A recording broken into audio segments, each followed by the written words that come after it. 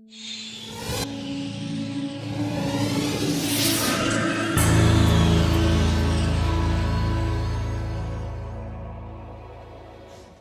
morning, my name is Milagros and welcome to our TED Talk. Today I'm going to be introducing to you our Smart City Madrid project. You might be asking yourself right now, what is the definition of a smart city? A smart city is an urban area that takes into account communication and data technology as a way to improve its efficiency and provide better welfare for its citizens.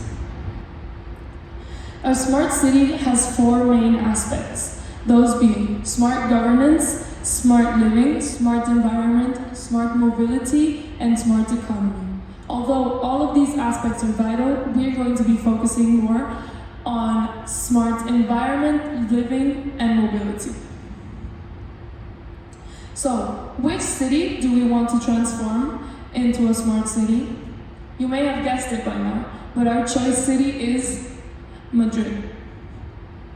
Why have we chosen Madrid? Well, actually Madrid has extremely favorable climate conditions which allow for renewable energy to be the main source of energy after our transition. Madrid also has access to a very large market and it is one of the biggest cities in Europe, actually being the third one. Madrid also has very good connections with the rest of the world, including South America, which is a market we may want to break into later on. This graph here provides proof of what I've said previously about Madrid's climate conditions.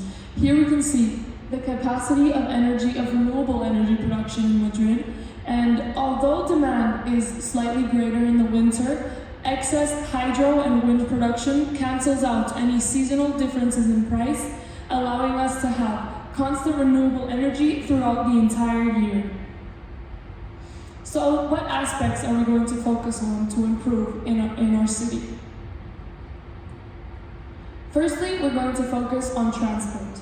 Public transport is a vital part of the Madrid citizen's life.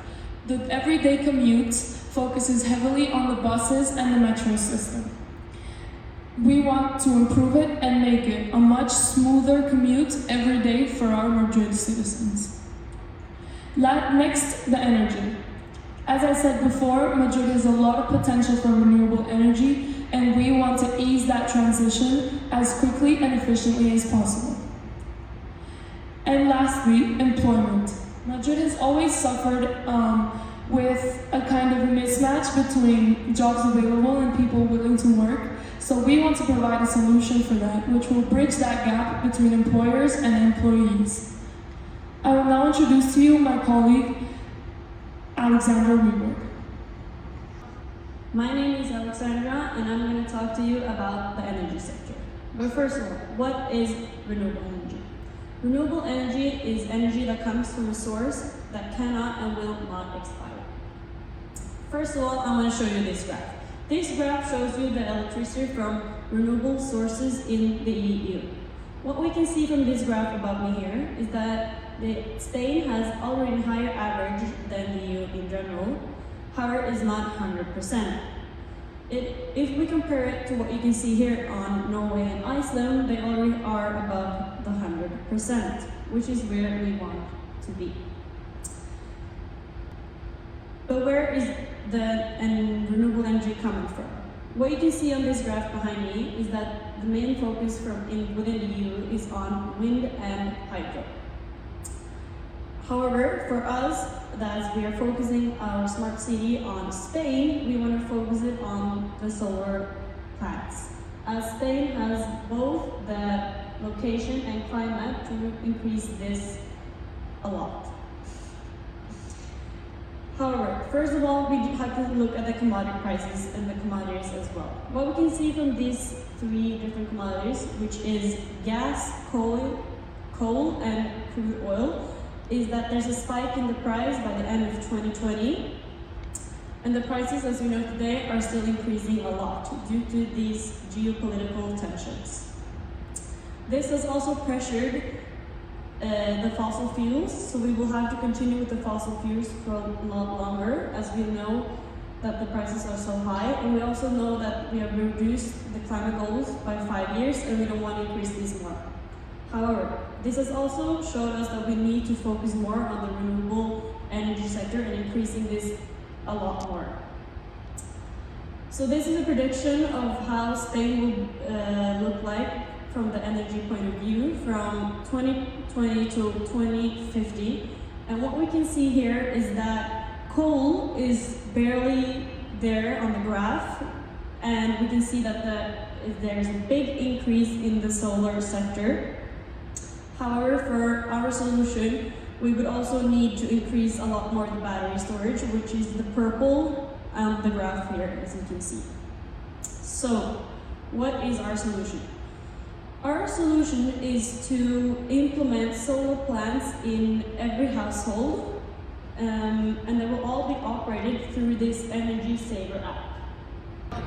Okay, so now I'm going to go into the specific of our solution, and as mentioned before, you will have solar power in each of your own houses, which will allow you to have customized energy storage for your own needs, and it will also allow you then to sell the extra supply to each industry or back to the government for a reasonable price that will allow you to improve cost efficiency. I will now introduce you to my colleague Daniela that will talk about unemployment. Thank you, Alexandra, for that wonderful presentation on the energy sector. Hello, my name is Daniela, and today I will be introducing to you the employment sector. The first graph I would like to show you shows data from the Spanish community of Madrid from the first quarter of 2013 to the fourth quarter of 2021. What this graph specifically shows you is the unemployment rate. And as you can see, it has had a steady decrease over the years, but it is still, unfortunately, at a very high level. The second graph I would like to show you shows two things. It shows you the professions in demand as well as the professions that are difficult to fill. Some examples of this include big data, data scientists, computer programmers, and many more. So you might be thinking, how are we even going to be able to tackle a problem so big like unemployment? Well, the solution we came up with is a more refined version of Tinder for those looking for a job and those who are looking for an employee. So our unemployment app will be based with the AI algorithm that will allow a more tailor-made experience to help you find your perfect match in the job industry. So our solution consists of a direct communication between both the employer and the employee. It will make it a more easy and efficient experience for the users, as well as allow you to see new job opportunities that maybe you didn't even know existed.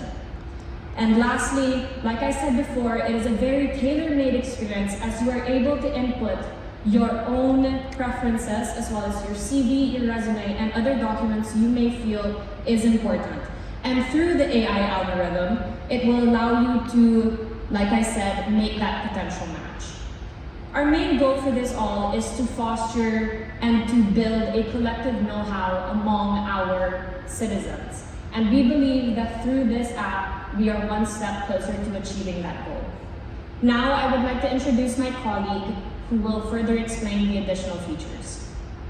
Thank you so much, Daniela, for describing the application of employment. I think this is a great idea, and it is almost as if I came up with it myself. Now, the employment app has additional features that are also AI-based, and we call it the citizen function. Now, this function has three main keys that we think are the most important ones, which is the vouchers and point system that I will explain briefly later on in my presentation. Second one will be the award system, which would function as some type of a nudge to society and the population, where people are taking actions that are beneficial for the rest of the society and not only themselves. The last one will be for all citizens, and what we mean by that is that no matter who you are included into this, you are able to use this application. which means that not only the fortunate few are able to benefit from it. Now, how does this feature even work? So the first and foremost, the key part is the points. These points function while you do something that is beneficial for society. For instance, it can be simple tasks such as taking out trash or buy groceries for those who are less fortunate. You will gain these points. These points will eventually turn into awards.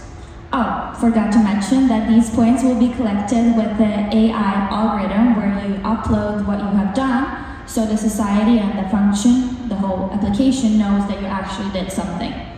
Now, these points turn into awards later on, which can be beneficial for people that are wishing to reduce the prices of electricity or prices of food or even transportation.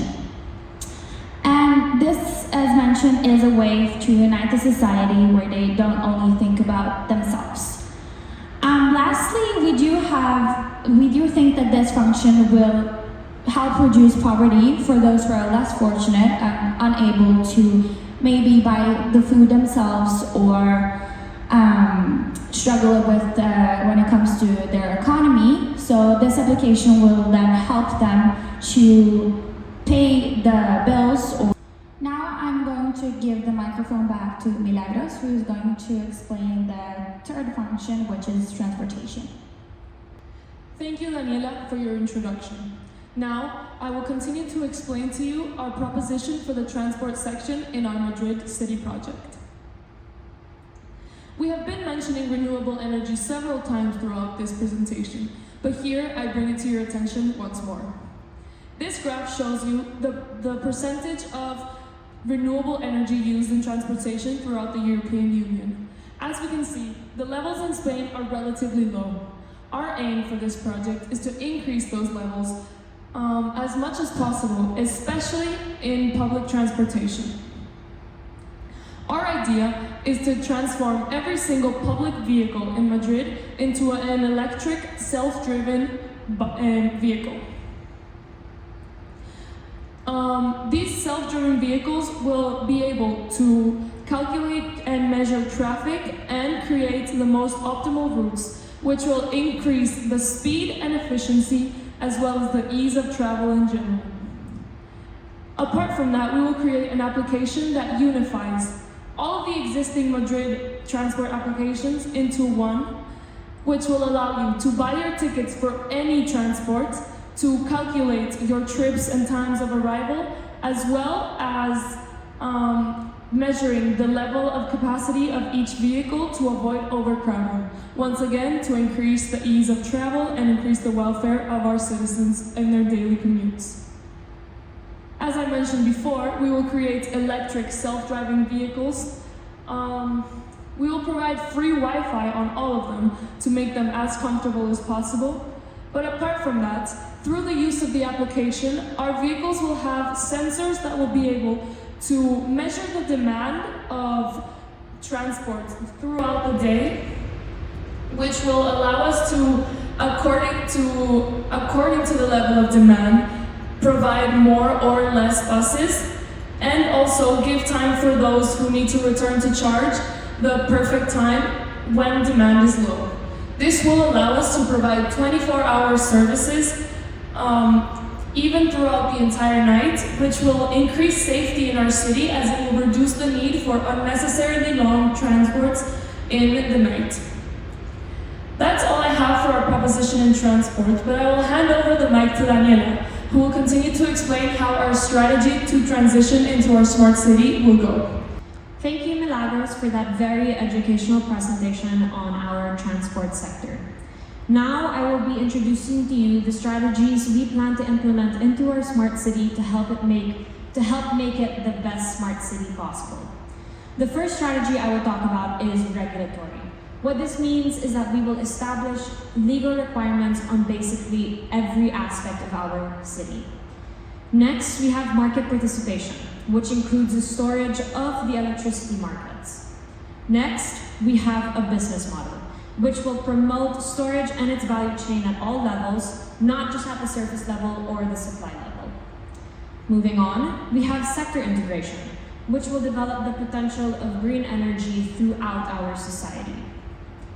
Next, we have citizenship, which once again was mentioned by me and my colleague Mia, talking about the Employment Act and the good deeds. So what this citizenship strategy will do is that it will foster collaboration among our citizens for a better society.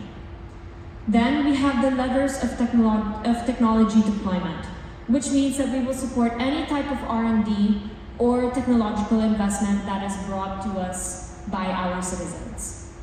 Then we have sustainability, where we will promote the circular economy so that we are able to leave this smart city to future generations in the best state possible. Then we have isolated systems, where we use storage as a base for technological development. What this means is that we will promote R&D and new jobs, specifically in the technology sector. Then we have governance, where we will not only be focusing on the central monitoring system, but as well at the level of local and regional entities. And lastly, we have prospect analysis, where we will study and define 3 important aspects of storage. Now I will pass the mic on to Mia, who you've already met, as she will finish the presentation and give you the conclusions. Thank you again, Daniela. To conclude, we do believe that there is a lot of potential of Madrid becoming one of the smartest cities in the world. Now, we do believe that the transitioning into becoming one of the smartest cities in the world has already begun with our vision soon becoming a reality. Now, Madrid is a city that is already bursting into life, and with the help of our 3 sectors, which are energy, employment, and transportation, we are able to build a homogeneous network here where we intertwine all levels of municipal services, and Madrid evolving to become a much more efficient and convenient and also pleasant place to live in. Now, these are our social platforms, which you are welcome to contact us at, and also you're welcome to visit us there for more information. Thank you so much for listening to our TED Talk and taking time.